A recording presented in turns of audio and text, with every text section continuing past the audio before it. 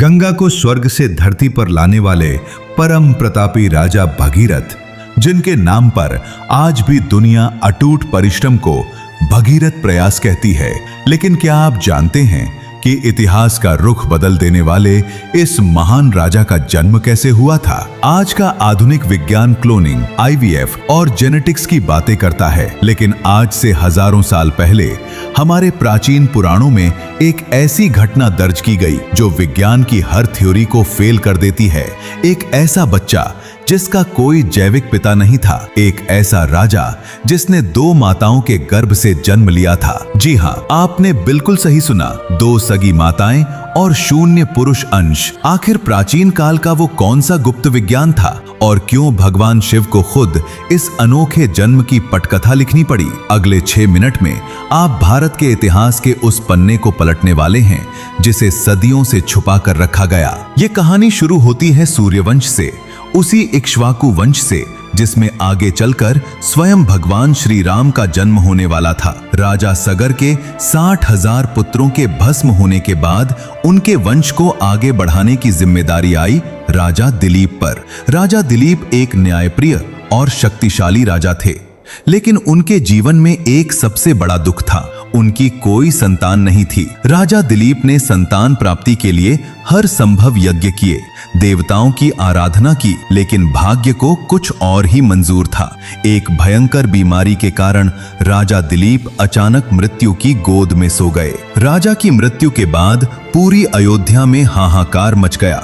दुख सिर्फ एक राजा के जाने का नहीं था, दुख इस बात का था कि सूर्यवंश का कोई वारिस नहीं बचा था, सिंहासन खाली था और पड़ोसी राज्य अयोध्या पर हमला करने की योजना बना रहे थे। राजा की 2 रानियां थीं, रानी चंद्रा और रानी माला। राजा की मृत्यु के बाद दोनों रानियां सती होने जा रही थीं, लेकिन तभी कुलगुरु ऋषि वशिष्ठ ने उन्हें रोका।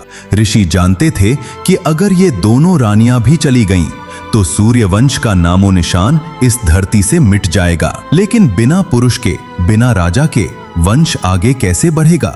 यह एक ऐसा धर्म संकट था जिसका समाधान किसी भी मनुष्य के पास नहीं था। जब इतिहास में ऐसी घटनाएं घटती हैं तो अक्सर लोग इन्हें काल्पनिक मान लेते हैं, लेकिन इस घटना का उल्लेख किसी एक जगह नहीं बल्कि सनातन धर्म के बेहद पूजनीय ग्रंथों में मिलता है। इस अद्भुत जन्म की पूरी गाथा पद्म पुराण के सृष्टि खंड और महाकवि कृत्तिवास द्वारा रचित कृत्तिवासी रामायण के आदिकांड में विस्तार से मिलती है। यह कोई मनगढ़ंत कहानी नहीं बल्कि हमारे ऋषियों द्वारा दर्ज किया गया एक ऐसा सच है जो आज के समय में भी मेडिकल साइंस को सोचने पर मजबूर कर देता है। जब धरती पर कोई रास्ता नहीं बचता तो महादेव स्वयं हस्तक्षेप करते हैं। सूर्यवंश को नष्ट होने से बचाने के लिए भगवान शिव ने ऋषि वशिष्ठ को एक गुप्त मार्ग बताया। महादेव के आदेश पर ऋषि वशिष्ठ ने दोनों रानियों को एक विशेष यज्ञ का पवित्र प्रसाद यानी हविष्य खाने को दिया।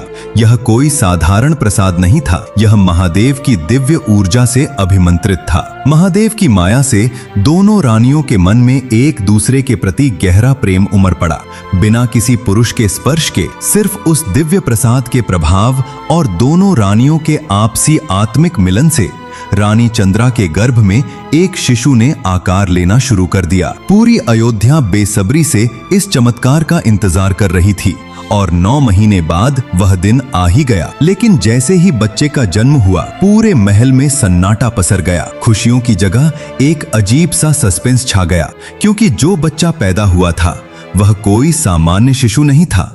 उस बच्चे के शरीर में एक भी हड्डी नहीं थी, वह केवल मांस का एक हिलता डुलता हुआ लोथरा था। बिना हड्डियों के वह बच्चा न तो बैठ सकता था, न ही कोई आकार ले पा रहा था। रानियां रोने लगीं कि क्या यही सूर्यवंश का भविष्य है? तभी वहां आगमन हुआ परम प्रतापी ऋषि अष्टावक्र का।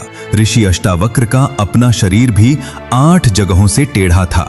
जब उन्होंने उस मांस के लोथरे रूपी बच्चे को देखा तो वे मुस्कुराए।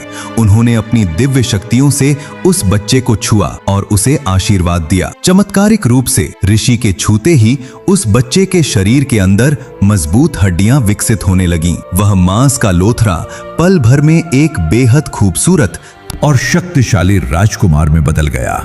चूंकि इस बच्चे का जन्म 2 माताओं के भग यानी गर्भ के मिलन से हुआ था, इसलिए ऋषि अष्टावक्र ने उनका नाम रखा भगीरथ। भगीरथ का अर्थ ही होता है 2 माताओं के अंश से जन्मा हुआ। यही राजकुमार भगीरथ बड़े होकर सूर्य वंश के सम्राट बने। जब उन्हें पता चला कि उनके पूर्वजों की आत्माएं कपिला मुनि के श्राप के कारण भटक रही हैं, तो उन्होंने प्रण लिया कि वे स्वर्ग से मां गंगा को धरती पर लेकर आएंगे। उन्होंने हजारों साल तक ऐसी कठोर तपस्या की जिसकी कल्पना आज का इंसान सोच भी नहीं सकता। अगर आपको आज भी इस कहानी पर संदेह है तो जरा भूगोल उठाकर देखिए। हिमालय के गोमुख से निकलने वाली पवित्र नदी को शुरुआत में गंगा नहीं कहा जाता। आज भी सरकारी दस्तावेजों और भूगोल में गंगोत्री से देवप्रयाग तक इस नदी का आधिकारिक नाम भागीरथी ही है। ये नदी आज भी गवाह है कि राजा भगीरथ का अस्तित्व सत्य था। उनके इसी अनोखे जन्म और संकल्प के कारण आज भारत की भूमि पावन है।